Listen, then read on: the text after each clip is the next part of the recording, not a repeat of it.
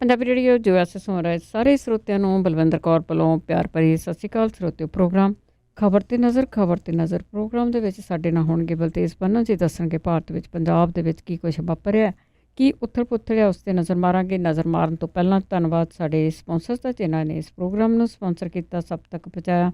Sarabjit Singh, Balwinder Kaur Turlock, Charanjit Badwal, Yuba City, Khalsa insurance agency San Jose 4082722500। ਹਰ ਇੱਕ ਤਰ੍ਹਾਂ ਦੀ ਇੰਸ਼ੋਰੈਂਸ ਕਰਦੇ ਨੇ। Gurdeep Singh Birdi Clovis, Satnam Singh Shergill Selma, Harvinder Samra ji Sacramento, Jagtar Singh Anandpuri Fremont, Manjit Singh Deewana Fresno. ਬਹੁਤ ਬਹੁਤ ਧੰਨਵਾਦ ਕਰਦੇ ਹਾਂ। ਪ੍ਰੋਗਰਾਮਾਂ ਨੂੰ ਸਪਾਂਸਰ ਕਰਦੇ ਹੋ, ਸਭ ਤੱਕ ਪਹੁੰਚਾਉਂਦੇ ਹੋ। ਸਾਡੇ ਨਾਲ ਜੁੜ ਚੁੱਕੇ ਨੇ ਬਲਤੇਜ ਪੰਨੂ ਜੀ, ਸਤਿ ਸ਼੍ਰੀ ਅਕਾਲ, ਸਵਾਗਤ ਹੈ ਜੀ। ਸਤਿ ਸ਼੍ਰੀ ਅਕਾਲ ਜੀ, ਧੰਨਵਾਦ ਜੀ, ਬਹੁਤ ਮਿਹਰਬਾਨੀ। ਤਾਂ ਸਭ ਤੋਂ ਪਹਿਲਾਂ ਗੱਲ ਕਰਦੇ ਹਾਂ ਜੀ ਕੇਰਲਾ ਦੀ। ਕੇਰਲਾ ਦੀ ਸਰਕਾਰ ਵੱਲ ਬਹੁਤ ਸਾਰੇ ਹੋਰ ਸਟੇਟਾਂ, ਬਹੁਤ ਸਾਰੇ ਹੋਰ ਲੋਕ ਦੇਖ ਰਹੇ ਆ ਕਿ ਸ਼ਾਇਦ ਕੋਈ ਉਹਨਾਂ ਵਰਗੀ ਜੁਰਤ ਕਰੇ। ਉਹਨਾਂ ਨੇ ਬੜੀ ਵੱਡੀ ਜੁਰਤ ਕੀਤੀ ਹੈ। ਬਿਲਕੁਲ ਜੀ, ਇਹ ਤੁਸੀਂ ਇਹ ਕਹਿ ਲਓ ਕਿ ਜਿਹੜਾ ਇਤਿਹਾਸ ਕਿਹਾ ਜਾ ਸਕਦਾ ਜੀ, ਕਿਉਂਕਿ ਗੱਲ ਸ਼ੁਰੂਆਤ ਇੱਕ ਜਗ੍ਹਾ ਤੋਂ ਹੋਣ ਦੀ ਜਿਹੜੀ ਉਹ ਹੁੰਦੀ ਹੈ ਜੀ। ਸੋ ਅਕਸਰ ਇਹ ਕਿਹਾ ਜਾਂਦਾ ਪੜ੍ਹੀ ਲਿਖੀ ਜਿਹੜੀ ਜੀ ਉਹ ਸਟੇਟ ਔਰ ਕੇਰਲਾ ਵਿਧਾਨ ਸਭਾ ਦੇ ਵੱਲੋਂ ਜਿਹੜਾ ਇਹ ਨਾਗਰਿਕਤਾ ਸੋਧ ਐਕਟ ਹੈ, ਇਹਦੇ ਖਿਲਾਫ ਪਾਸ ਕੀਤੇ ਮਤੇ ਦੀ ਭਾਜਪਾ ਦੇ ਵੱਲੋਂ ਕੀਤੀ ਗਈ ਜਿਹੜੀ ਨਿੰਦਾ, ਉਹਨੂੰ ਰੱਦ ਕਰਦਿਆਂ ਹੋਇਆਂ ਕੇਰਲਾ ਦੇ ਮੁੱਖ ਮੰਤਰੀ ਪਿਨਾਰਈ ਵਿਜਯਨ ਨੇ ਜਿਹੜੀ ਇਹ ਗੱਲ ਕਹੀ ਆ ਕਿ ਸੂਬਾਈ ਅਸੈਂਬਲੀਆਂ ਦੇ ਆਪਣੇ ਅਧਿਕਾਰ ਨੇ। ਔਰ ਕੇਰਲਾ ਵਿਧਾਨ ਸਭਾ ਦੇ ਵੱਲੋਂ ਪਾਸ ਕੀਤੇ ਗਏ ਮਤੇ ਤੋਂ ਬਾਅਦ ਕੇਂਦਰੀ ਕਾਨੂੰਨ ਮੰਤਰੀ ਜਿਹੜੇ ਨੇ ਉਹ ਕਾਫੀ ਤਰਫੇ ਆ। ਉਹਨਾਂ ਨੇ ਇਹ ਗੱਲ ਕਹੀ ਆ ਕਿ ਵਿਜਯਨ ਨੂੰ ਬਿਹਤਰ ਕਾਨੂੰਨੀ ਰਾਏ ਲੈਣੀ ਚਾਹੀਦੀ ਹੈ। ਔਰ ਉਹਨਾਂ ਨੇ ਇਹ ਵੀ ਜਿਹੜੇ ਕਾਨੂੰਨ ਮੰਤਰੀ ਸੀਗੇ ਕਿ ਕੇਵਲ ਸੰਸਦ ਦੇ ਕੋਲੇ ਨਾਗਰਿਕਤਾ ਸੰਬੰਧੀ ਕਾਨੂੰਨ ਪਾਸ ਕਰਨ ਦੀਆਂ ਤਾਕਤਾਂ ਨੇ ਤੇ ਕੇਰਲ ਸਣੇ ਕਿਸੇ ਵੀ ਵਿਧਾਨ ਸਭਾ ਦੇ ਕੋਲ ਅਜਿਹੀ ਕੋਈ ਤਾਕਤ ਜਿਹੜੀ ਹੈ ਜੀ ਉਹ ਨਹੀਂ ਆ। ਭਾਜਪਾ ਦੇ ਰਾਜ ਸਭਾ ਮੈਂਬਰ ਜਿਹੜਾ ਜੀ GVL ਨਰਸਿਮਹਾ ਰਾਓ, ਉਹਨੇ ਸਦਨ ਦੇ ਚੇਅਰਮੈਨ M ਵੈਂਕਈਆ ਨਾਇਡੂ ਨੂੰ ਚਿੱਠੀ ਭੇਜ ਕੇ ਮਤਾ ਪਾਸ ਕਰਨ ਵਾਲੇ ਕੇਰਲ ਦੇ ਮੁੱਖ ਮੰਤਰੀ ਖਿਲਾਫ ਸੰਸਦ ਦੇ ਅਧਿਕਾਰਾਂ ਦੀ ਉਲੰਘਣਾ ਕਰਨ ਦੀ ਹੱਦ ਤੱਕ ਕਾਰਵਾਈ ਸ਼ੁਰੂ ਕਰਨ ਦੇ ਵਾਸਤੇ ਜਿਹੜਾ ਜੀ ਉਹ ਕਿਹਾ ਸੀਗਾ। ਦੇਖੋ, ਇੱਥੋਂ ਹੀ ਇਹ ਪਤਾ ਲੱਗਦਾ ਹੈ ਕਿ ਜੇ ਇੰਨੇ ਤੜਫ ਰਹੇ ਆ ਇਸ ਗੱਲ ਨੂੰ ਜਿਹੜਾ ਜੀ ਉਹ ਲੈ ਕੇ, ਤੇ ਫਿਰ ਜੇ ਅਧਿਕਾਰ ਨਹੀਂ ਹੈਗੇ ਤਾਂ ਚੁੱਪ ਕਰਕੇ ਬੈਠੇ ਰਹੋ ਜੀ। ਜਿਸ ਤਰੀਕੇ ਦਾ ਤੜਫਾ ਜੀ ਉਹ ਸ਼ੁਰੂ ਹੋਇਆ, ਉਹਨੇ ਜਿਹੜੇ ਕੇਰਲਾ ਦੇ ਮੁੱਖ ਮੰਤਰੀ ਨੇ ਪਿਨਾਰਈ ਵਿਜਯਨ, ਉਹਦੀ ਪਿੱਠ ਦੇ ਉੱਤੇ ਉੱਥੋਂ ਦੇ ਲੋਕ ਜਿਹੜੇ ਜੀ ਉਹ ਆ ਗਏ ਆ। ਬਲਕਿ ਸਮੁੱਚੇ ਮੁਲਕ ਦੇ ਵਿੱਚ ਜਿਹੜੇ ਇਹਦੇ ਵਿਰੋਧ ਕਰ ਰਹੇ ਆ, ਉਹਨਾਂ ਦੇ ਵੱਲੋਂ ਵਿਜਯਨ ਦੀ ਤਾਰੀਫ ਜਿਹੜੀ ਦੀ ਉਹ ਕੀਤੀ ਜਾ ਰਹੀ ਹੈ। ਵਿਜਯਨ ਹੋਰਾਂ ਨੇ ਇਹ ਗੱਲ ਜਿਹੜੀ ਕਹੀ ਆ ਇਹਦੇ ਬਾਰੇ ਦੇ ਵਿੱਚ ਕਿ ਵਿਧਾਨ ਸਭਾਵਾਂ ਦੇ ਆਪਣੇ ਵਿਸ਼ੇਸ਼ ਅਧਿਕਾਰ ਨੇ, ਇਸ ਤਰ੍ਹਾਂ ਦੀ ਕਾਰਵਾਈ ਦੇ ਬਾਰੇ ਕਿਤੇ ਵੀ ਕੁਝ ਸੁਣਨ ਨੂੰ ਜਿਹੜਾ ਜੀ ਉਹ ਨਹੀਂ ਮਿਲਿਆ। ਉਹਨਾਂ ਨੇ ਕਿਹਾ ਕਿ ਮੌਜੂਦਾ ਹਾਲਾਤ ਵਿੱਚ ਕਿਸੇ ਵੀ ਕਾਰਵਾਈ ਤੋਂ ਇਨਕਾਰ ਨਹੀਂ ਕੀਤਾ ਜਾ ਸਕਦਾ, ਕਿਉਂਕਿ ਅੱਜ ਕੱਲ੍ਹ ਦੇਸ਼ ਦੇ ਵਿੱਚ ਅਣਕਿਆਸੀਆਂ ਗੱਲਾਂ ਜਿਹੜੀਆਂ ਦੀ ਉਹ ਹੋ ਰਹੀਆਂ ਨੇ। ਹੁਣ ਬਾਕੀ ਸੂਬੇ ਨੇ ਜੀ, ਜਿਹਦੇ ਵਿੱਚ ਪੰਜਾਬ, ਪੱਛਮੀ ਬੰਗਾਲ ਉਚੇਚੇ ਤੌਰ ਦੇ ਉੱਤੇ ਜਿਹੜਾ ਜੀ ਉਹ ਸ਼ਾਮਲ ਹੈ, ਜਿਹਦੇ ਮੁੱਖ ਮੰਤਰੀ ਪ੍ਰੈਸ ਦੇ ਵਿੱਚ ਤਾਂ ਬਿਆਨ ਜਿਹੜਾ ਜੀ ਉਹ ਦੇ ਰਹੇ ਆ ਔਰ ਵਾਹ ਵੀ ਖੱਟ ਰਹੇ ਆ ਕਿ ਅਸੀਂ ਇਹਨੂੰ ਲਾਗੂ ਨਹੀਂ ਕਰਨ ਦੇਵਾਂਗੇ। ਪਰ ਜੋ ਟੈਕਨੀਕਲੀ ਕੇਰਲ ਦੀ ਵਿਧਾਨ ਸਭਾ ਨੇ ਜਿਹੜਾ ਜੀ ਉਹ ਕੀਤਾ, ਜੇ ਗੈਰ ਭਾਜਪਾ ਜਿਹੜੇ ਰਾਜ ਨੇ, ਜਿਨ੍ਹਾਂ ਦੀ ਹੁਣ ਗਿਣਤੀ ਭਾਜਪਾ ਦੇ ਰਾਜਾਂ ਦੇ ਨਾਲੋਂ ਵੱਧ ਹੈ, ਉਹ ਸਾਰੇ ਇੱਕਜੁੱਟਤਾ ਜਿਹੜੀ ਉਹ ਵਿਖਾਉਂਦੇ ਆ, ਉੱਥੋਂ ਦੀਆਂ ਵਿਧਾਨ ਸਭਾਵਾਂ ਜਿਹੜੀਆਂ ਜੀ ਉਹ ਪਾਸ ਕਰਕੇ ਜਿਹੜਾ ਉਹ ਭੇਜਦੀਆਂ ਨੇ। ਕਮ ਸੇ ਕਮ ਇੱਕ ਇਹਦੇ ਨਾਲ ਇਹ ਹੋਊਗਾ ਕਿ ਜਿਹੜੇ ਪਿਨਾਰਈ ਵਿਜਯਨ ਨੇ ਉਹ ਇਕੱਲੇ ਨਹੀਂ ਰਹਿਣਗੇ। ਔਰ ਜਿਹੜਾ ਰਾਜਾਂ ਦਾ ਜਦੋਂ ਦਬਾਅ ਜਿਹੜਾ ਜੀ ਉਹ ਪੈ ਗਿਆ, ਇਹ ਸਭ ਤੋਂ ਵੱਡਾ ਜਿਹੜਾ ਜੀ ਉਹ ਹੋ ਸਕਦਾ।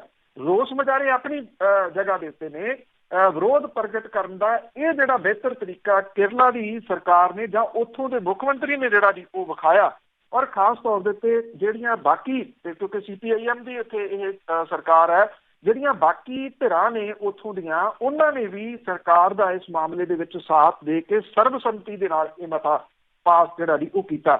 ਜੇ ਮੰਨ ਲਓ ਇਹ ਪੰਜਾਬ ਦੇ ਵਿੱਚ ਜਿਹੜਾ ਵੀ ਉਹ ਆਉਂਦਾ ਤਾਂ ਇੱਥੇ ਜੇ ਲਿਆਂਦਾ ਜਾਵੇ ਤਾਂ ਇਹ ਅਕਾਲੀ ਦਲ ਦੇ ਵਾਸਤੇ ਬੜੀ ਵੱਡੀ ਮੁਸ਼ਕਲ ਜਿਹੜੀ ਦੀ ਉਹ ਖੜੀ ਹੋ ਸਕਦੀ ਹੈ। ਜਿਵੇਂ ਕਿ ਲੋਕ ਸਭਾ ਅਤੇ ਰਾਜ ਸਭਾ ਦੇ ਵਿੱਚ ਇਸ ਨਵੇਂ ਕਾਨੂੰਨ ਦੇ ਹੱਕ ਦੇ ਵਿੱਚ ਵੋਟਾਂ ਪਾਈਆਂ ਨੇ, ਵਿਧਾਨ ਸਭਾ ਦੇ ਵਿੱਚ ਜੇ ਉਹ ਵਿਰੋਧਤਾ ਕਰਦਾ ਤਾਂ ਉਹ ਪਹਿਲਾਂ ਵੀ ਜਿਹੜੇ ਨੰਗੇ ਹੋਏ ਨੇ, ਇੱਥੇ ਹੋਰ ਜ਼ਿਆਦਾ ਜਿਹੜਾ ਵੀ ਉਹ ਹੋ ਸਕਦੇ ਆ। ਪਰ ਵੇਖਣਾ ਇਹ ਹੋਊਗਾ ਕਿ ਕੈਪਟਨ ਅਮਰਿੰਦਰ ਸਿੰਘ ਹੋਰੀ ਮਹਿਜ਼ ਪ੍ਰੈਸ ਬਿਆਨਾਂ ਤੱਕ ਸੀਮਤ ਨੇ ਜਾਂ ਇਸ ਮਾਮਲੇ ਦੇ ਉੱਤੇ ਜਿਹੜੇ ਪਿਨਾਰਈ ਵਿਜਯਨ ਨੇ ਉਹਨਾਂ ਵਰਗੀ ਕੋਈ ਜੁਰਤ ਵਿਖਾਉਂਦੇ ਆ ਜੀ। ਵਿਖਾਉਣੀ ਚਾਹੀਦੀ ਜੇ ਸਾਰਿਆਂ ਨੂੰ, ਫਿਰ ਅਧਿਕਾਰ ਤਾਂ ਇੱਕੋ ਜਿਹੀ ਆ। ਤੇ ਅੱਗੇ 4 ਬੰਦਿਆਂ ਦੀ ਡੈਥ ਹੋ ਗਈ ਆ ਮੋਹਾਲੀ ਦੇ ਵਿੱਚ, ਇਹ ਬੜੀ ਭੇਦ ਭਰੀ ਆ। ਬਿਲਕੁਲ ਜੀ, ਐਕਚੁਅਲੀ ਇਹ ਡੈਥ ਜਿਵੇਂ ਮੁੱਢਲੇ ਸ਼ੁਰੂਆਤੀ ਜਿਹੜੀ ਜਾਣਕਾਰੀ ਆ ਉਹਦੇ ਮੁਤਾਬਕ ਤਾਂ ਇਹੀ ਕਹੀ ਜਾ ਰਹੀ ਹੈ ਜੀ ਕਿ ਠੰਡ ਦੇ ਵਿੱਚ ਅੰਗੀਠੀ ਜਿਹੜੀ ਅੰਦਰ ਲਾ ਲਈ ਜਾਂਦੀ ਉਹਦੇ ਨਾਲ ਇਹ ਮੌਤਾਂ ਹੋਈਆਂ ਨੇ ਜੀ। ਇਹਦੇ ਵਿੱਚ ਇੱਕ 20 ਸਾਲਾਂ ਦਾ, ਇੱਕ 17 ਸਾਲਾਂ ਦਾ, ਇੱਕ 35 ਦਾ ਤੇ 21 ਸਾਲਾਂ ਦਾ ਜਿਹੜਾ ਉਹ ਦੱਸਿਆ ਜਾਂਦਾ ਹੈ। ਪਿੰਡ ਕਾਂਸਲ ਦੇ ਮੂਲ ਰੂਪ ਦੇ ਵਿੱਚ ਵਸਨੀਕ ਨੇ। ਇਹ ਵੇਟਰ ਦਾ ਕੰਮ ਜਿਹੜਾ ਜੀ ਉਹ ਕਰਦੇ ਸੀਗੇ, ਕੇਟਰਿੰਗ ਇੱਕ ਕੰਪਨੀ ਦੇ ਕੋਲੇ।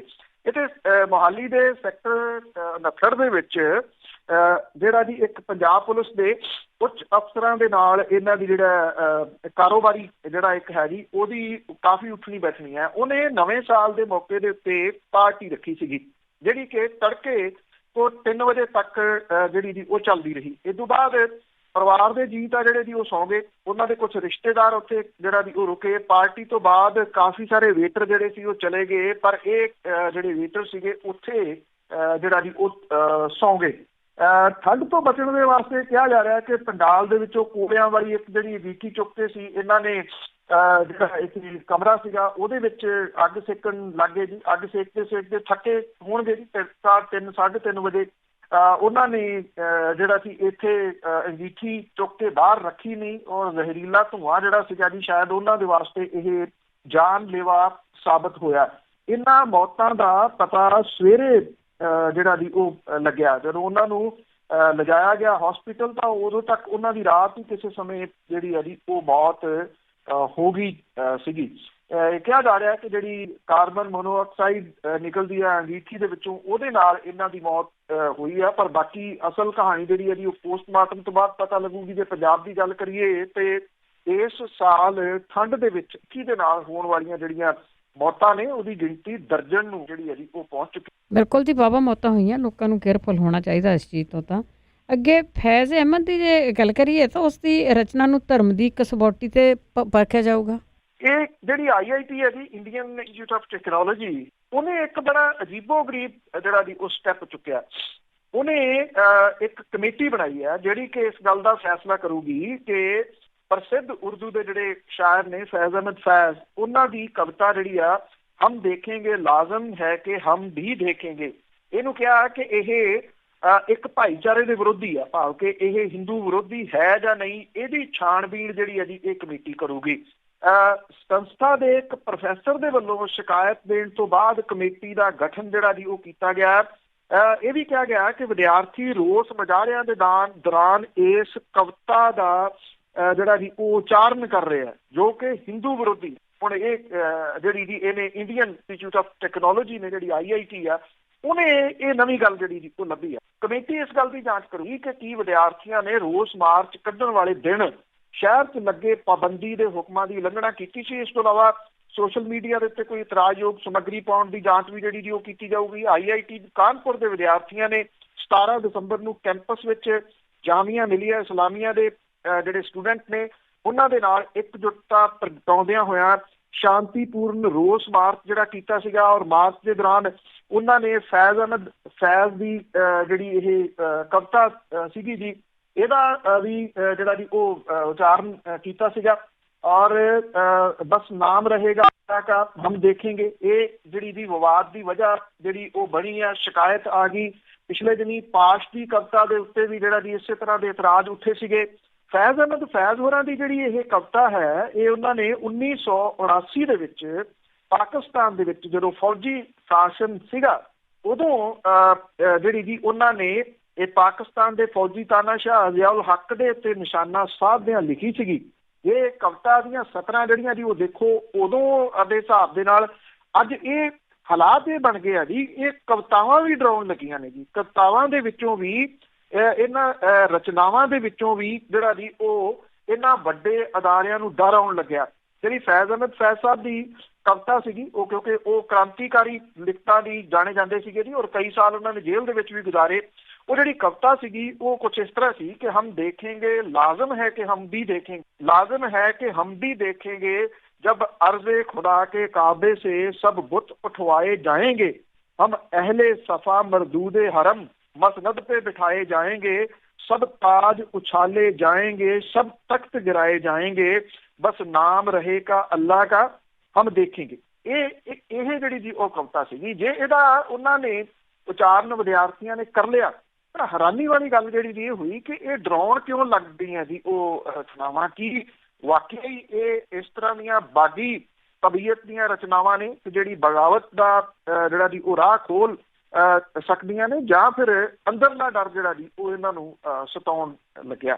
ਜਦੋਂ ਲੇਖਕਾਂ ਦੇ ਉੱਤੇ, ਰਚਨਾਵਾਂ ਦੇ ਉੱਤੇ, ਕਵਿਤਾਵਾਂ ਦੇ ਉੱਤੇ ਕੋਈ ਜਿਹੜਾ ਜੀ ਉਹ ਭੜਕਣ ਲੱਗ ਜਾਏ ਤੇ ਫਿਰ ਉਹਦੀ ਅੰਦਰਲੀ ਸਥਿਤੀ ਜਿਹੜੀ ਹੈ ਜੀ ਉਹ ਸਮਝ ਲੈਣੀ ਚਾਹੀਦੀ ਹੈ ਵੀ ਉਹ ਅੰਦਰੋਂ ਬੰਦਾ ਬਹੁਤ ਕਮਜ਼ੋਰ ਆ, ਬਾਹਰੋਂ ਜਿੰਨੀਆਂ ਮਰਜ਼ੀ ਵੜਕਾਂ ਮਾਰੀ ਜਾਏ। ਬਿਲਕੁਲ ਜੀ, ਮੁੜ ਸਿਰਫ ਤੇ ਸਿਰਫ ਕਿਸੇ ਨੂੰ ਅੱਗੇ ਖੜਨ ਦੀ ਲੋੜ ਹੈਗੀ ਆ। ਇਹੋ ਜਿਹੇ ਬੰਦੇ ਕਮਜ਼ੋਰ ਬੜੇ ਹੁੰਦੇ ਆ। ਤੇ ਅੱਗੇ ਗੱਲ ਕਰਦੇ ਹਾਂ ਨਵੇਂ ਸਾਲ ਦੀ ਆਮਦ ਤੇ ਬਹੁਤ ਸਾਰੇ ਨੌਜਵਾਨਾਂ ਨੇ ਮੁਜ਼ਾਹਰਾ ਕਰਕੇ ਪ੍ਰੋਟੈਸਟ ਕੀਤੇ ਆ, ਮੁਜ਼ਾਹਰੇ ਕੀਤੇ ਆ, ਨਵੇਂ ਸਾਲ ਨੂੰ ਜੀ ਆਇਆਂ ਆਖਿਆ। ਬਿਲਕੁਲ ਜੀ, ਇਹ ਮੁਲਕ ਭਰ ਦੇ ਵਿੱਚ ਜਿਹੜੇ ਆ ਜੀ ਉਹ ਮੁਜ਼ਾਹਰੇ ਹੋਏ ਔਰ ਇਹ ਪਹਿਲੀ ਵਾਰੀ ਸਹੀ ਪੁੱਛੋ ਤਾਂ ਇਹ ਜਿਹੜਾ ਦੀ ਲੱਗਿਆ ਕਿ ਨਵੇਂ ਸਾਲ ਦੇ ਜਿਹੜੇ ਲੋਕ ਜਸ਼ਨਾਂ ਦੇ ਮੌਕੇ ਦੇ ਉੱਤੇ ਪਾਰਟੀਆਂ ਕਰਦੇ ਨੇ, ਧਮੱਚੜ ਪਾਉਂਦੇ ਨੇ। ਪਏ ਉਹ ਵੀ, ਇਹ ਨਹੀਂ ਹੈ ਕਿ ਉਹ ਨਹੀਂ ਪਏ, ਥਾਂ ਥਾਂ ਦੇ ਉੱਤੇ ਜਿਹੜਾ ਜੀ ਸਾਰਾ ਕੁਝ ਚੱਲਦਾ ਰਿਹਾ। ਪਰ ਸਾਲ ਦੇ ਅਖੀਰਲੇ ਦਿਨ ਟੀਵੀ ਵਗੈਰਾ ਜਿਹੜਾ ਜੀ ਉਹ ਛੱਡ ਕੇ ਵੱਡੀ ਗਿਣਤੀ ਦੇ ਵਿੱਚ ਨੌਜਵਾਨ ਬਜ਼ੁਰਗ ਜਿਹੜੇ ਜੀ ਉਹਨਾਂ ਨੇ ਇਕੱਠੇ ਹੋ ਕੇ ਥਾਂ ਥਾਂ ਦੇ ਉੱਤੇ ਰੋਸ ਮੁਜ਼ਾਹਰੇ ਕੀਤੇ। ਦਿੱਲੀ ਦੇ ਸ਼ਾਹੀਨ ਬਾਗ ਦੇ ਵਿੱਚ ਨਾਗਰਿਕਤਾ ਸੋਧ ਕਾਨੂੰਨ ਦੇ ਖਿਲਾਫ ਰਾਤ ਭਰ ਧਰਨਾ ਜਿਹੜਾ ਜੀ ਉਹ ਦਿੱਤਾ ਗਿਆ।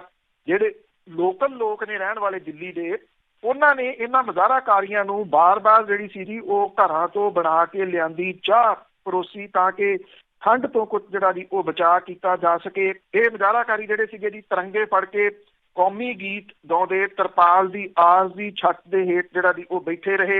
ਆਜ਼ਾਦੀ ਦੇ ਨਾਅਰੇ ਲਾਏ ਗਏ। ਲੋਕਾਂ ਨੇ ਜਿਹੜਾ ਸੀਗਾ ਜੀ ਬਹੁਤ ਵੱਡੀ ਗਿਣਤੀ ਦੇ ਵਿੱਚ ਹਿੱਸਾ ਜਿਹੜਾ ਉਹ ਲਿਆ। ਜਦੋਂ ਰਾਤ 12 ਵਜੇ ਲੋਕ ਜਿਹੜੇ ਜੀ ਉਹ 1 2 3 ਗਿਣ ਕੇ ਹੈਪੀ ਨਿਊ ਈਅਰ ਜਿਹੜਾ ਜੀ ਉਹ ਕਹਿੰਦੇ ਆ। ਇਹਨਾਂ ਨੇ ਜਦੋਂ 12 ਵਜੇ ਤਾਂ ਜਿਹੜਾ ਦੀ ਇਨਕਲਾਬ ਜਿੰਦਾਬਾਦ ਦੇ ਨਾਅਰੇ ਜਿਹੜੇ ਦੀ ਲਾਏ। ਇਹਦੇ ਵਿੱਚ ਵਿਦਿਆਰਥੀ ਜਿਹੜੇ ਸੀਗੇ, ਪੇਸ਼ੇਵਰ ਮਾਹਰ, ਕਈ ਖੇਤਰਾਂ ਦੇ ਵਿੱਚ ਨਾਮਵਰ ਲੋਕ ਜਿਹੜੇ ਵੀ ਉਹ ਸੀਗੇ ਇਹਦੇ ਵਿੱਚ ਸ਼ਾਮਲ ਹੋਏ। ਇੱਕ ਬੰਦੇ ਨੇ ਇਹ ਕਿਹਾ ਕਿ ਉਹਦਾ ਨਾਮ ਇਸ ਰਿਪੋਰਟ ਦੇ ਵਿੱਚ ਇਸ ਕਰਕੇ ਨਾ ਛਾਪਿਆ ਜਾਵੇ ਕਿਉਂਕਿ ਉਹਨੂੰ ਫਿਰ ਧਰਮ ਦੇ ਨਾਮ ਦੇ ਨਾਲ ਜਿਹੜਾ ਜੀ ਉਹ ਪਛਾਣਿਆ ਜਾਊਗਾ। ਔਰ ਇਹ ਕਿਹਾ ਕਿ ਪ੍ਰਦਰਸ਼ਨ ਦਾ ਜਿਹੜਾ ਵੱਡਾ ਕਾਰਨ ਹੈ ਉਹ ਨਾਗਰਿਕਤਾ ਕਾਨੂੰਨ ਹੈ ਜੀ। ਇਹਦੇ ਦੌਰਾਨ ਜਿਹੜੇ ਇੱਕ ਕਲਾਕਾਰ ਹੈ ਜੀ ਜਿਹੜੀ ਦੱਖਣੀ ਭਾਰਤ ਦੇ ਵਿੱਚ ਕਾਫੀ ਫੇਮਸ ਹੈ, ਉੱਥੇ ਜਿਹੜਾ ਜੀ ਇਹ ਕਿਹਾ ਗਿਆ ਕਿ ਉਹਦੀ ਗ੍ਰਿਫਤਾਰੀ ਦਾ ਵਿਰੋਧ ਵੀ ਇਸ ਮੰਚ ਤੋਂ ਜਿਹੜਾ ਸੀਗਾ ਜੀ ਉਹ ਕੀਤਾ ਗਿਆ। ਇਹ ਕਿਹਾ ਗਿਆ ਕਿ ਸਰਕਾਰ ਆਪਣੀ ਤਾਕਤ ਦੀ ਵਰਤੋਂ ਜਿਹੜੀ ਜੀ ਉਹ ਗਲਤ ਥਾਵਾਂ ਦੇ ਉੱਤੇ ਕਰ ਰਹੀ ਆ। ਇਹ ਕਲਾਕਾਰਾਂ ਦੇ ਖਿਲਾਫ ਨਹੀਂ ਜਿਹੜਾ ਜੀ ਹੋਣੀ ਚਾਹੀਦੀ। ਉਧਰ ਤਾਮਿਲਨਾਡੂ ਦੇ ਵਿੱਚ ਇੱਕ ਰਾਈਟਰ ਜਿਹੜਾ ਜੀ ਉਹਦੇ ਉੱਤੇ ਮਹਿਜ਼ ਕੇਸ ਦਰਜ ਕਰਕੇ ਇਸ ਕਰਕੇ ਉਹਨੂੰ ਰਾਤ ਅਰੈਸਟ ਕਰ ਲਿਆ ਗਿਆ ਕਿ ਉਹਨੇ ਜਿਹੜਾ ਸੀਗਾ ਪ੍ਰਧਾਨ ਮੰਤਰੀ ਤੇ ਗ੍ਰਹਿ ਮੰਤਰੀ ਦੇ ਖਿਲਾਫ ਆਪਣੇ ਫੇਸਬੁੱਕ ਪੇਜ ਦੇ ਉੱਤੇ ਜਿਹੜਾ ਜੀ ਉਹ ਲਿਖ ਦਿੱਤਾ ਸੀਗਾ ਇਸ ਨਾਗਰਿਕਤਾ ਕਾਨੂੰਨ ਨੂੰ ਜਿਹੜਾ ਜੀ ਉਹ ਲੈ ਕੇ। ਇੰਡੀਆ ਗੇਟ ਦੇ ਉੱਤੇ ਵੀ ਲੋਕ ਵੱਡੀ ਗਿਣਤੀ ਦੇ ਵਿੱਚ ਜਿਹੜਾ ਜੀ ਉਹ ਇਕੱਠੇ ਹੋਏ ਔਰ ਇੰਡੀਆ ਗੇਟ ਦੇ ਉੱਤੇ ਜਿਹੜਾ ਪ੍ਰਦਰਸ਼ਨ ਸੀਗਾ ਜੀ, ਇੱਥੇ ਇਹਨਾਂ ਨੇ ਸੰਵਿਧਾਨ ਬਚਾਉਣ ਲਈ ਸੰਘਰਸ਼ ਕਰਦੇ ਰਹਿਣ ਦੀ ਸਹੁੰ ਜਿਹੜੀ ਜੀ ਉਹ ਚੁੱਕੀ। ਇੰਡੀਆ ਗੇਟ ਦੇ ਨੇੜੇ ਵੱਡੀ ਗਿਣਤੀ ਦੇ ਵਿੱਚ ਪਹੁੰਚੇ ਪ੍ਰਦਰਸ਼ਨਕਾਰੀ ਜਿਹੜੇ ਸੀਗੇ ਜੀ ਉਹਨਾਂ ਨੇ ਨਵਾਂ ਸਾਲ ਮਨਾਉਣ ਲਈ ਲੋਕ ਉੱਥੇ ਜਿਹੜਾ ਜੀ ਉਹ ਸ਼ਾਮਲ ਹੋਏ ਔਰ ਭੀੜ ਕਾਰਨ ਉੱਥੇ ਟ੍ਰੈਫਿਕ ਦੀ ਸਮੱਸਿਆ ਵੀ ਜਿਹੜਾ ਜੀ ਉਹ ਪੈਦਾ ਹੋ ਗਈ। ਲੋਕਾਂ ਦੇ ਵੱਲੋਂ ਕਾਗਜ਼ ਨਹੀਂ ਦਿਖਾਏਂਗੇ ਤੇ ਤਾਨਾਸ਼ਾਹੀ ਨਹੀਂ ਚੱਲੇਗੀ, ਇਹ ਨਾਅਰੇ ਜਿਹੜੇ ਜੀ ਉਹ ਲਾਏ ਗਏ। ਨਵੇਂ ਸਾਲ ਦੇ ਮੌਕੇ ਦੇ ਉੱਤੇ ਵੱਖ-ਵੱਖ ਸ਼ਹਿਰਾਂ ਦੇ ਵਿੱਚ ਜਿਹੜੇ ਨੌਜਵਾਨ ਸੀਗੇ ਜੀ ਉਹ ਤਖਤੀਆਂ ਲੈ ਕੇ ਸੜਕਾਂ ਦੇ ਉੱਤੇ ਜਿਹੜਾ ਉਹ ਘੁੰਮਦੇ ਰਹੇ ਔਰ ਲੋਕਾਂ ਨੂੰ ਜਾਗਰੂਕ ਕਰਦੇ ਰਹੇ ਕਿ ਇਹ ਜਿਹੜਾ ਨਾਗਰਿਕ ਸੋਧ ਕਾਨੂੰਨ ਹੈ ਇਹ ਉਹਨਾਂ ਨੂੰ ਕਿਵੇਂ ਇਫੈਕਟ ਜਿਹੜਾ ਜੀ ਉਹ ਕਰੂਗਾ। ਵੇਖਣਾ ਜਿਹੜਾ ਜੀ ਇਹੀ ਹੋਊਗਾ ਕਿ ਪਾਰਟੀਆਂ ਦੇ ਵਿੱਚ ਰੁੱਝੇ ਲੋਕ, ਧਮੱਚੜ ਪਾਉਂਦੇ ਲੋਕ ਜਿਹੜੇ ਨੇ ਜੀ ਉਹ ਵੀ ਇਹਦੀ ਗੰਭੀਰਤਾ ਨੂੰ ਸਮਝਣਗੇ ਜਾਂ ਨਹੀਂ। ਉਸ ਦੇ ਹੋਣ ਵਾਲਿਆਂ ਨਤੀਜਿਆਂ ਦਾ ਨਹੀਂ ਉਹਨਾਂ ਨੂੰ ਪਤਾ ਕਿ ਉਸ ਦੇ ਨਤੀਜੇ ਕੀ ਨਿਕਲਣੇ, ਇਸ ਕਰਕੇ ਘੂਕ ਸੁੱਤੇ ਪਏ ਆ। ਤੇ ਅੱਗੇ ਗੱਲ ਕਰਦੇ ਇੱਕ ਕਿਸਾਨ ਤੇ ਜੇਲ੍ਹ ਦੇ ਅੰਦਰ ਜੋ ਹਮਲਾ ਹੋਇਆ ਆ, ਪ੍ਰਸ਼ਾਸਨ ਉਸ ਤੇ ਚੁੱਪ ਆ। ਇਹ ਐਕਚੁਅਲੀ ਜੀ ਜੇ ਦੇਖਿਆ ਜਾਵੇ ਤਾਂ ਇਹਦਾ ਜਿਹੜਾ ਮਾਮਲਾ ਬਹੁਤ ਗੰਭੀਰ ਹੈ। ਫਰੀਦਕੋਟ ਦੇ ਵਿੱਚ ਇੱਕ ਜਿਹੜੀ ਡਾਕਟਰ ਹੈ ਉਹਨੇ ਪਿਛਲੇ ਸਮੇਂ ਦੇ ਦੌਰਾਨ ਜਿਹੜੇ ਜੀ ਕੁਝ ਦੋਸ਼ ਲਾਏ ਸੀਗੇ ਉੱਥੇ ਅੰਦਰ ਜਿਹੜੇ ਮੌਜੂਦ ਡਾਕਟਰਾਂ ਦੇ ਉੱਤੇ ਕਿ ਉਹਦੇ ਨਾਲ ਜਿਨਸੀ ਛੇੜਛਾੜ ਜਿਹੜੀ ਹੈ ਜੀ ਉਹ ਕੀਤੀ ਗਈ ਹੈ। ਇਸ ਮਸਲੇ ਦੇ ਉੱਤੇ ਲੰਬਾ ਸੰਘਰਸ਼ ਜਿਹੜਾ ਜੀ ਉਹ ਫਰੀਦਕੋਟ ਦੇ ਵਿੱਚ ਸੰਘਰਸ਼ ਕਮੇਟੀ ਚਲਾ ਰਹੀ ਹੈ। ਫਰੀਦਕੋਟ ਦੀ ਕਿਉਂਕਿ ਇਹਦੀ ਬੈਕਗਰਾਊਂਡ ਜਾਣਨੀ ਬੜੀ ਜ਼ਰੂਰੀ ਆ। ਫਰੀਦਕੋਟ ਦੇ ਇਹ ਜਿਹੜੀ ਸੰਘਰਸ਼ ਕਰ ਰਹੀ ਕਮੇਟੀ ਆ, ਜਿਹੜੀ ਇਸ ਡਾਕਟਰ ਔਰਤ ਦੇ ਨਾਲ ਖੜੀ ਆ, ਇਹ ਉਹੀ ਕਮੇਟੀ ਆ, ਬਹੁਤੇ ਮੈਂਬਰ ਇਹਦੇ, ਜਿਨ੍ਹਾਂ ਨੇ ਫਰੀਦਕੋਟ ਦੇ ਵਿੱਚ ਇੱਕ ਜਿਹੜੀ ਲੜਕੀ ਨੂੰ ਅਗਵਾ ਜਿਹੜਾ ਦੀ ਉਹ ਕਰ ਲਿਆ ਗਿਆ ਸੀਗਾ, ਜਦੋਂ ਬੜਾ ਚਰਚਾ ਦੇ ਵਿੱਚ ਆਇਆ ਸੀਗਾ। ਇਹ ਯੂਥ ਅਕਾਲੀ ਦਲ ਦਾ ਜਿਹੜਾ ਦੀ ਸੀਗਾ ਨਿਸ਼ਾਨ, ਜਿਹੜਾ ਉਹਨੂੰ ਅਗਵਾ ਕਰਕੇ ਲੈ ਗਿਆ ਸੀ, ਉਦੋਂ ਜਿਹੜੇ ਪੁਲਿਸ ਵਾਲੇ ਸੀਗੇ ਜੀ, ਉਹ ਲੜਕੀ ਦੀਆਂ ਵਿਆਹ ਦੀਆਂ ਤਸਵੀਰਾਂ ਵਿਖਾਈ ਜਾਂਦੇ ਸੀ ਵੀ ਉਹਨੇ ਵਿਆਹ ਜਿਹੜਾ ਦੀ ਉਹ ਕਰ ਲਿਆ। ਮੁੜ ਕੇ ਪ੍ਰੈਸ਼ਰ ਜਿਹੜਾ ਦੀ ਪਿਆ, ਇਸ ਸੰਘਰਸ਼ ਕਮੇਟੀ ਦਾ ਪ੍ਰੈਸ਼ਰ ਸੀਗਾ, ਜਿਹਦੇ ਕਰਕੇ ਉਹਨੂੰ ਅਰੈਸਟ ਕੀਤਾ ਗਿਆ। ਉਹਨੇ ਇਸ ਪਰਿਵਾਰ ਨੂੰ ਡਰਾਉਣ ਦੀ ਬਹੁਤ ਕੋਸ਼ਿਸ਼ ਜਿਹੜੀ ਸੀ ਉਹ ਕੀਤੀ। ਜਦੋਂ ਜ਼ਮੀਨ ਇਹਦੀ ਵੇਚ ਕੇ ਤੇ ਮੁਆਵਜ਼ਾ ਜਿਹੜਾ ਅਦਾਲਤ ਨੇ ਲਾਇਆ ਇਸ ਨਿਸ਼ਾਨ ਨੂੰ, ਜਿਹੜਾ ਉਮਰ ਕੈਦ ਇਸ ਵੇਲੇ ਭੁਗਤ ਰਿਹਾ, ਉਹਦੇ ਮੁਆਵਜ਼ਾ ਦੇਣ ਦੀ ਗੱਲ ਕੀਤੀ ਤਾਂ ਉਹ ਜ਼ਮੀਨ ਨਹੀਂ ਵਿਕਣ ਦਿੱਤੀ, ਕਿਉਂਕਿ ਪ੍ਰਸ਼ਾਸਨ ਨੇ ਕਿਸੇ ਨੂੰ ਬੋਲੀ ਹੀ ਨਾ ਦੇਣ ਦਿੱਤੀ। ਫਿਰ ਅਦਾਲਤ ਜਿਹੜੀ ਸਖਤ ਹੋਈ, ਸੰਘਰਸ਼ ਕਮੇਟੀ ਐਕਟਿਵ ਹੋਈ, ਅਦਾਲਤ ਸਖਤ ਹੋਈ। ਅਦਾਲਤ ਨੇ ਇਹ ਕਿਹਾ ਸਰਕਾਰ ਖਰੀਦੇ, ਸਰਕਾਰੀ ਮਹਿਕਮੇ ਜਿਹੜੇ ਦੀ ਉਹ ਜ਼ਮੀਨ ਨੂੰ ਖਰੀਦਣ ਤੇ ਪੈਸਾ ਜਿਹੜਾ ਉਹ ਲੜਕੀ ਦੇ ਪਰਿਵਾਰ ਨੂੰ ਦੇਣ। ਏਡਾ ਵੱਡਾ ਜਿਹੜਾ ਜੀ ਉਹ ਸੰਘਰਸ਼ ਇਹਨਾਂ ਨੇ ਲੜਿਆ। ਇਹ ਉਹੀ ਕਮੇਟੀ ਹੈ।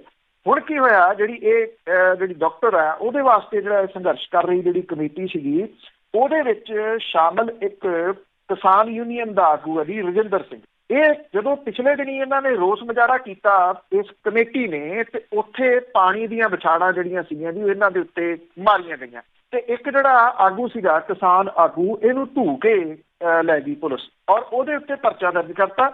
ਪਰਚਾ ਦਰਜ ਕਰਕੇ ਇਹਨੂੰ ਜਿਹੜਾ ਸੀਗਾ ਜੀ ਉਹ ਫਰੀਦਕੋਟ ਦੀ ਜੇਲ੍ਹ ਦੇ ਵਿੱਚ ਭੇਜਤਾ। ਪਿਛਲੇ ਦਿਨੀ ਫਰੀਦਕੋਟ ਦੀ ਜੇਲ੍ਹ ਦੇ ਵਿੱਚ ਇਸ ਕਿਸਾਨ ਆਗੂ ਰਜਿੰਦਰ ਸਿੰਘ ਦੇ ਉੱਤੇ ਜਿਹੜਾ ਜੀ ਉਹ ਕਾਤਲਾਨਾ ਹਮਲਾ ਹੋ ਜਾਂਦਾ। ਔਰ ਇਹ ਹਮਲਾ ਕਰਨ ਵਾਲਾ ਕੋਈ ਹੋਰ ਨਹੀਂ ਬਲਕਿ ਇਹ ਗੈਂਗਸਟਰ ਜਿਹੜਾ ਨਿਸ਼ਾਨ ਸਿੰਘ ਆ ਤੇ ਉਹਦਾ ਗਰੁੱਪ, ਜਿਹੜਾ ਉਹਨੇ ਜੇਲ੍ਹ ਦੇ ਵਿੱਚ ਜਿਹੜਾ ਜੀ ਉਹ ਕ੍ਰੀਏਟ ਕੀਤਾ ਹੋਇਆ, ਉਹ ਰਜਿੰਦਰ ਸਿੰਘ ਦੇ ਉੱਤੇ ਹਮਲਾ ਕਰਦੇ ਆ। ਹਮਲੇ ਦੇ ਕਾਰਨ ਜਿਹੜੇ ਦੀ ਉਹ ਜਾਣੇ ਜਾਣ, ਉਹ ਪੁਲਿਸ ਜਾਣਨ ਦੀ ਕੋਸ਼ਿਸ਼ ਨਹੀਂ ਜਿਹੜਾ ਦੀ ਉਹ ਕਰ ਰਹੀ। ਕਾਰਨ ਕੀ ਹੈ ਕਿ ਉਹ ਜਿਹੜਾ ਨਿਸ਼ਾਨ ਹੈ ਉਹ ਇਹ ਸਮਝਦਾ ਹੈ ਕਿ ਇਹ ਜਿਹੜੀ ਸੰਘਰਸ਼ ਕਮੇਟੀ ਆ, ਜੇ ਉਦੋਂ ਸੰਘਰਸ਼ ਨਾ ਕਰਦੀ, ਸਰਕਾਰ ਉਹਦੇ ਵੱਲ ਸੀਗੀ, ਜਿਹੜੀ ਅਕਾਲੀ ਸਰਕਾਰ ਸੀਗੀ ਜੀ ਉਸ ਟਾਈਮ ਜਦੋਂ ਇਹ ਸਾਰੀ ਘਟਨਾ ਵਾਪਰੀ ਹੈ, ਤੇ ਉਹਨੇ ਇੱਥੋਂ ਤੱਕ ਜਿਹੜਾ ਜੀ ਉਹਨੂੰ ਨਾ ਜਾਣਾ ਪੈਂਦਾ।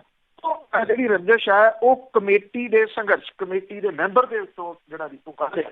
ਔਰ ਇਹਨੂੰ ਜ਼ਖਮੀ ਹਾਲਤ ਦੇ ਵਿੱਚ ਰਜਿੰਦਰ ਸਿੰਘ ਨੂੰ ਜਿਹੜਾ ਸੀਗਾ ਜੀ ਉਹ ਗੁਰੂ ਗੋਬਿੰਦ ਸਿੰਘ ਮੈਡੀਕਲ ਕਾਲਜ ਦੇ ਵਿੱਚ ਦਾਖਲ ਕਰਵਾਇਆ ਗਿਆ।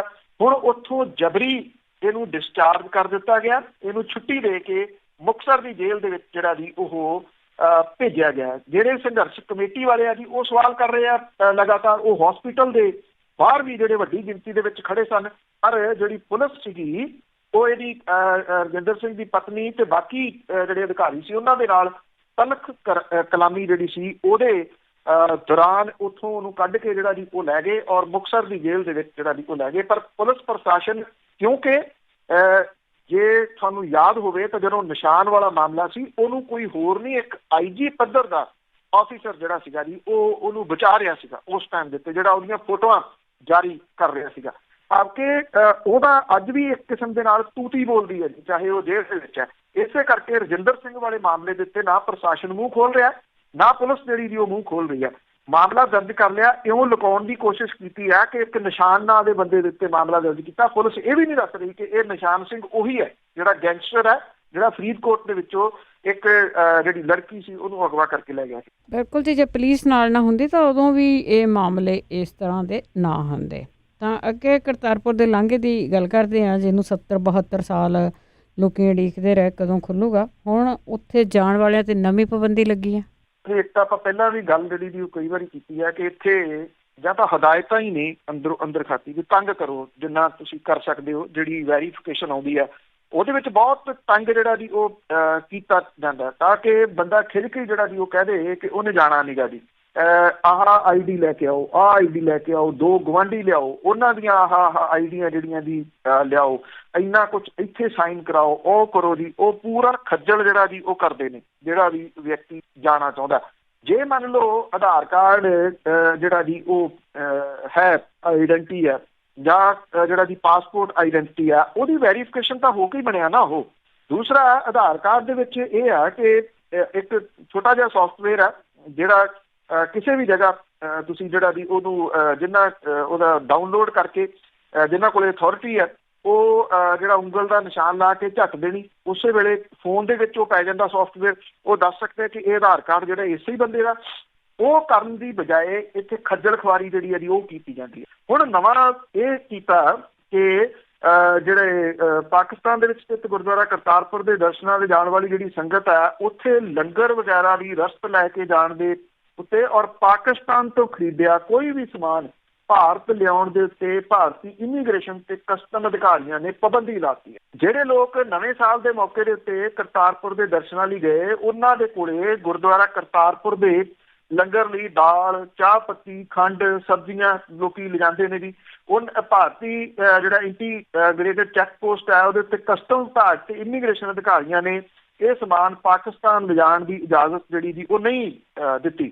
ਜਦੋਂ ਇਹ ਵਾਪਸ ਆਏ ਆ ਤਾਂ ਉਹਨਾਂ ਨੇ ਉਹ ਸਮਾਨ ਵੀ ਜ਼ਬਤ ਕਰ ਲਿਆ ਜਿਹੜਾ ਉਹਨਾਂ ਨੇ ਕਰਤਾਰਪੁਰ ਨੇੜੇ ਜਿਹੜੀਆਂ ਖੁੱਲੀਆਂ ਦੁਕਾਨਾਂ ਨੇ ਉੱਥੋਂ ਖਰੀਦ ਕੇ ਜਿਹੜਾ ਜੀ ਉਹ ਲੈ ਕੇ ਆਏ ਸੀਗੇ। ਇਹ ਕਿਹਾ ਗਿਆ ਜੀ ਕਿ ਸਿਰਫ ਭਾਰਤ ਵਾਲੇ ਪਾਸੇ ਚੀਜ਼ਾਂ ਲਿਜਾਣ ਤੇ ਲਿਆਉਣ ਦੇ ਉੱਤੇ ਪਾਬੰਦੀ ਲਾਈ ਗਈ ਆ, ਜਦੋਂ ਕਿ ਪਾਕਿਸਤਾਨ ਨੇ ਕਿਸੇ ਗੱਲ ਦੇ ਉੱਤੇ ਕੋਈ ਰੋਕ ਜਿਹੜੀ ਆ ਜੀ ਉਹ ਨਹੀਂ ਲਾਈ। ਇਹ ਕਿਹਾ ਗਿਆ ਕਿ ਸਿਰਫ ਉਹ ਕਰਤਾਰਪੁਰ ਤੋਂ ਜਿਹੜਾ ਪਿੰਨੀ ਪ੍ਰਸ਼ਾਦ ਆ ਉਹੀ ਲੈ ਕੇ ਆਉਣਗੇ, ਹੋਰ ਕੋਈ ਚੀਜ਼ ਜਿਹੜੀ ਜੀ ਉਹ ਨਹੀਂ ਲਿਆਂਦੀ ਜਾਊਗੀ। ਇਹ ਪਤਾ ਨਹੀਂ ਕਿਸ ਕਿਸਮ ਦੀਆਂ ਜਿਹੜੀਆਂ ਜੀ ਉਹ ਕਾਰਵਾਈਆਂ ਨੇ। ਖੁੱਲ ਤਾਂ ਗਿਆ ਜੀ, ਪਰ ਇਹ ਹੁਣ ਰੋਕਣ ਦੇ ਜਿਹੜਾ ਜੀ ਉਹ ਯਤਨ ਨੇ ਵੀ ਇਹਨਾਂ ਨੂੰ ਖੱਜਲ ਕਰੋ ਵੀ ਇਹ ਜਾਂਦੇ ਨੇ ਉੱਥੇ ਤੇ ਕਿਉਂ ਜਾਂਦੇ। ਪੂਰੀ ਬਾਹ ਲੱਗੀ ਹੋਈ ਆ ਜੀ ਕਿ ਇਹਨਾਂ ਨੂੰ ਰੋਕਣਾ ਹੈਗਾ ਆ, ਤੇ ਬਾਕੀ ਦੇਸ਼ਾਂ ਤੋਂ ਵੀ ਬੰਦ ਕਰ ਦੇਣ ਕਿ ਕੁਛ ਨਹੀਂ ਲਿਆ ਸਕਦੇ, ਉੱਥੇ ਤਾਂ ਬਹੁਤ ਕੁਛ ਇਹਨਾਂ ਨੇ ਓਕੇ ਕੀਤਾ ਹੋਇਆ ਹੈ। ਤੇ ਅੱਗੇ NRI ਦੀ ਕਾਰਵਾਈ ਦੀ ਜੇ ਗੱਲ ਕਰੀਏ ਤਾਂ ਉਸਨੇ ਨਕਲੀ ID ਲਾ ਕੇ ਕੋਠੀ ਵੇਚੀ। ਇਹਦੀ ਇਸ ਤਰ੍ਹਾਂ ਦੀਆਂ ਜਿਹੜੀਆਂ NRIs ਦੀਆਂ ਜਿਹੜੀਆਂ ਜਾਇਦਾਦਾਂ ਨੇ ਉਹਦੇ ਉੱਤੇ ਕਿਵੇਂ ਕਬਜ਼ੇ ਹੁੰਦੇ ਆ ਜੀ, ਉਹਦੇ 'ਚ ਇਨਵੋਲਵਮੈਂਟ ਠੀਕ ਹੈ ਕਿ ਭੂਮੀ ਮਾਫੀਆ ਦੀ ਬਹੁਤ ਹੁੰਦੀ ਆ, ਪਰ ਕੋਈ ਨਾ ਕੋਈ ਆਪਣਾ ਵੀ ਜਿਹੜਾ ਜੀ ਉਹ ਹੁੰਦਾ।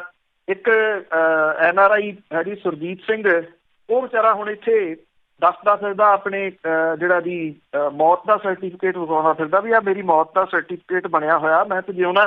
ਹੋਇਆ ਇਹ ਹੈ ਜੀ ਕਿ ਨਕੋਦਰ ਦੇ ਵਿੱਚ ਉਹਦਾ ਘਰ ਸੀਗਾ। ਉਹ ਕੁਛ ਸਮੇਂ ਤੋਂ ਬਾਅਦ ਇੱਥੇ ਜਦੋਂ ਆਇਆ ਤਾਂ ਉਹਨੇ ਇਹ ਦੇਖਿਆ ਕਿ ਉਹਦੇ ਘਰ ਦੇ ਅੰਦਰੋਂ ਤਾਂ ਕੋਈ ਓਪਰਾ ਬੰਦਾ ਜਿਹੜਾ ਜੀ ਉਹ ਨਿਕਲ ਰਿਹਾ, ਜਿਹੜਾ ਇਹ ਕਹਿੰਦਾ ਕਿ ਘਰ ਦਾ ਮਾਲਕ ਹੁਣ ਉਹ ਆ। ਇਹ ਸੁਰਜੀਤ ਸਿੰਘ ਹੈ ਜਿਹੜਾ NRI ਆ, ਉਹ ਇਹ ਕਹਿੰਦਾ ਕਿ ਘਰ ਦੇ ਵਿੱਚ ਰਹਿ ਰਿਹਾ ਬੰਦਾ ਜਿਹੜਾ ਜੀ ਉਹ ਇਹ ਕਹਿੰਦਾ ਕਿ ਉਹਨੇ ਇਹ ਘਰ ਬਲਜੀਤ ਕੌਰ ਕੋਲੋਂ ਖਰੀਦਿਆ, ਜਿਹੜੀ ਕਿ ਇਹਦੀ ਸੁਰਜੀਤ ਸਿੰਘ ਦੀ ਜਿਹੜੀ ਜੀ ਉਹ ਵਾਈਫ ਹੈ।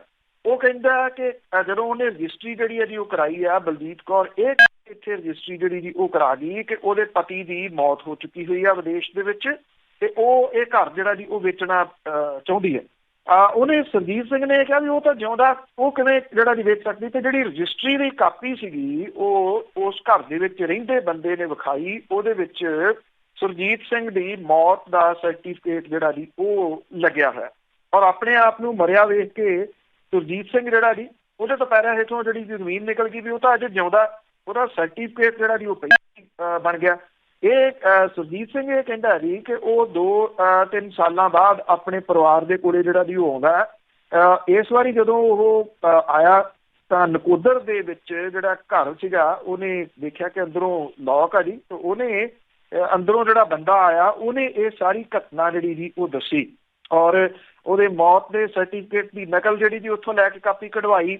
ਔਰ ਇਹਦੇ ਵਿੱਚ ਇਹ ਕਿਹਾ ਗਿਆ ਕਿ 2014 ਦੇ ਵਿੱਚ ਉਹਦੀ ਮੌਤ ਜਿਹੜੀ ਆ ਉਹ ਹੋ ਚੁੱਕੀ ਹੋਈ ਆ। ਉਹ ਨਵੰਬਰ ਇਸ ਸਾਲ ਨਵੰਬਰ ਦੇ ਵਿੱਚ ਜਿਹੜਾ ਜੀ ਆਇਆ ਤੇ ਉੱਥੋਂ ਮੌਤ ਦਾ ਸਰਟੀਫਿਕੇਟ ਲੈ ਕੇ ਅੱਗੇ ਤੋਂ ਅੱਗੇ ਉਹਨੇ RTI ਦੇ ਰਾਹੀਂ ਜਿਹੜਾ ਜੀ ਉਹ ਕਢਾਇਆ। ਤਾਂ ਪਤਾ ਲੱਗਿਆ ਜੀ ਵੀ ਕੋਈ ਹੋਰ ਨਹੀਂ, ਉਹਦੀ ਘਰ ਵਾਲੀ ਜਿਹੜੀ ਜੀ ਉਹਦਾ ਸਾਰਾ ਕੁਛ ਇੱਥੇ ਵੇਚ ਗਈ, ਉਹ ਵੀ ਮੌਤ ਦਾ ਸਰਟੀਫਿਕੇਟ ਜਿਹੜਾ ਜੀ। ਹੁਣ ਉਹਨੇ ਕਿਹਨੇ ਜਿਹੜਾ ਜੀ ਉਹ ਬਣਵਾ ਕੇ ਦਿੱਤਾ ਜਾਂ ਕਿਹਨੇ ਵੈਰੀਫਾਈ ਜਿਹੜਾ ਉਹ ਕੀਤਾ, ਇਹ ਸਾਰੀਆਂ ਬਾਅਦ ਵਾਲੀਆਂ ਜਿਹੜੀਆਂ ਜੀ ਉਹ ਗੱਲਾਂ ਨੇ।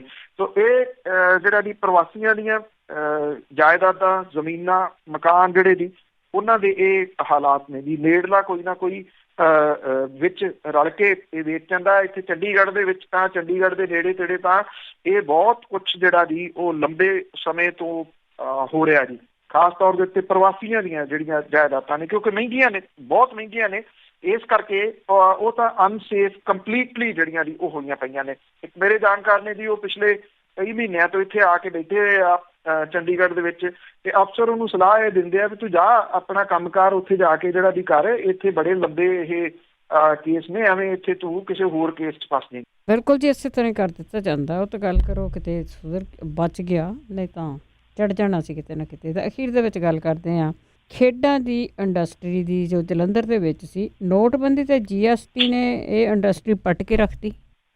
ਬਿਲਕੁਲ ਜੀ, ਐਕਚੁਅਲੀ ਕਿਉਂਕਿ ਜਲੰਧਰ ਦੀ ਜਿਹੜੀ ਖੇਡ ਇੰਡਸਟਰੀ ਹੈ, ਜਿਹੜੇ ਖੇਡਾਂ ਦਾ ਸਮਾਨ ਬਣਾਉਂਦੀ ਆ, ਇਹ ਮੁਲਕ ਭਰ ਦੇ ਵਿੱਚੋਂ ਸਭ ਤੋਂ ਵੱਡੀ ਇੰਡਸਟਰੀ ਜਿਹੜੀ ਉਹ ਮੰਨੀ ਜਾਂਦੀ ਆ।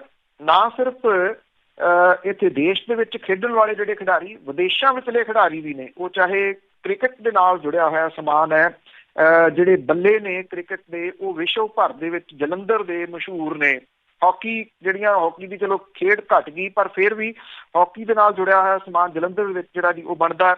ਨੋਟਬੰਦੀ ਤੇ GST ਨੇ ਜਲੰਧਰ ਦੀ ਜਿਹੜੀ ਦੀ ਉਹ ਖੇਡ ਐਸੀ ਵਿਗਾੜੀ ਆ ਕਿ ਉਹਨਾਂ ਇਸ ਇੰਡਸਟਰੀ ਨੂੰ ਲੱਗਦਾ ਕਿ 2020 ਦੇ ਵਿੱਚ ਵੀ ਉਹਦਾ ਕਾਰੋਬਾਰ ਜਿਹੜਾ ਜੀ ਉਹ ਪੈਰਾਂ ਸਿਰ ਨਹੀਂ ਆ ਸਕੂਗਾ। ਜਲੰਧਰ ਸ਼ਹਿਰ ਦੇ ਵਿੱਚ ਖੇਡਾਂ ਦਾ ਸਮਾਨ ਬਣਾਉਣ ਤੇ ਕਾਰੋਬਾਰ ਕਰਨ ਵਾਲੀਆਂ 500 ਤੋਂ ਵੱਧ ਇੰਡਸਟਰੀਆਂ ਨੇ ਜੀ ਇੱਥੇ, ਔਰ ਹਰ ਸਾਲ 1400 ਕਰੋੜ ਰੁਪਏ ਦਾ ਕਾਰੋਬਾਰ ਜਿਹੜਾ ਵੀ ਹੁੰਦਾ।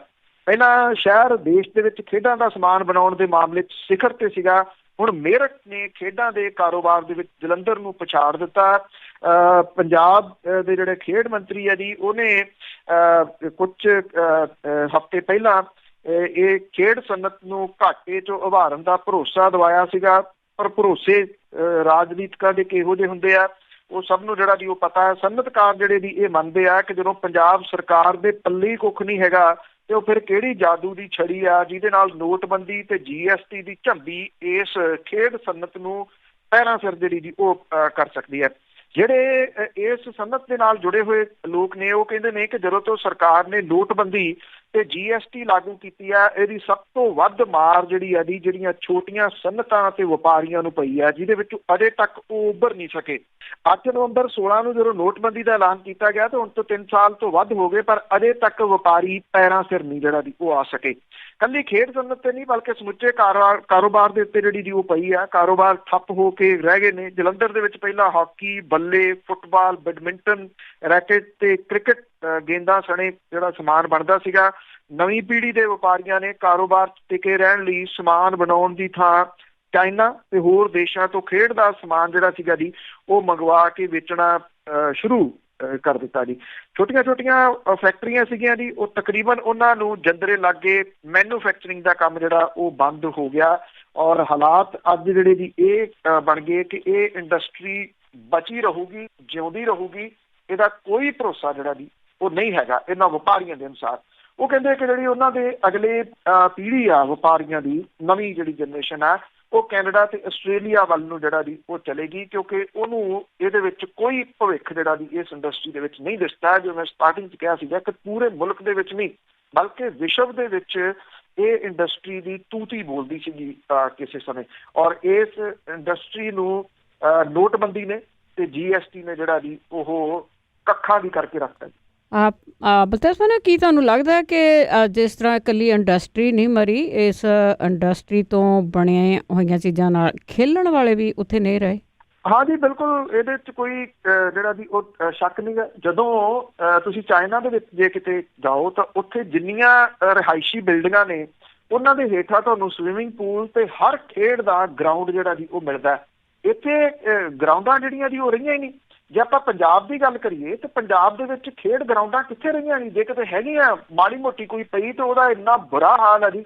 ਇਸੇ ਕਰਕੇ ਜਿਹੜੇ ਖੇਡਣ ਵਾਲੇ ਖਿਡਾਰੀ ਵੀ ਆ ਪੰਜਾਬ ਦੇ, ਉਹ ਤਾਂ ਹਰਿਆਣੇ ਵਰਗੇ ਸੂਬੇ ਦੇ ਵੱਲ ਚਲੇ ਗਏ ਨਾ, ਜਿਹੜਾ ਕਿ ਉਹਨਾਂ ਦੀ ਬਾਂਹ ਵੀ ਫੜਦਾ, ਉਹਨਾਂ ਨੂੰ ਨੌਕਰੀਆਂ ਵੀ ਜਿਹੜੀਆਂ ਦੀ ਉਹ ਦਿੰਦਾ।